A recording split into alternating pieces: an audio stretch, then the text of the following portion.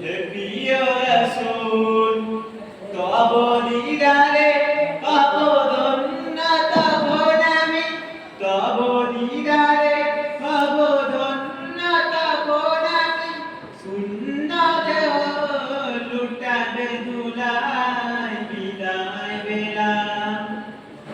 বিদায় বেলায় মরে দিও গো দেখা হে প্রিয় রাসূল কত আদরে ছিল বাবা আমার কেমন আছে তাদের কবর মাজার কত আদরে ছিল বাবা আমার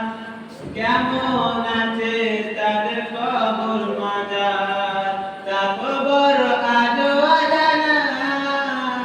আমি এত চলে যাব বেলায় বিদায় বেলায় মরে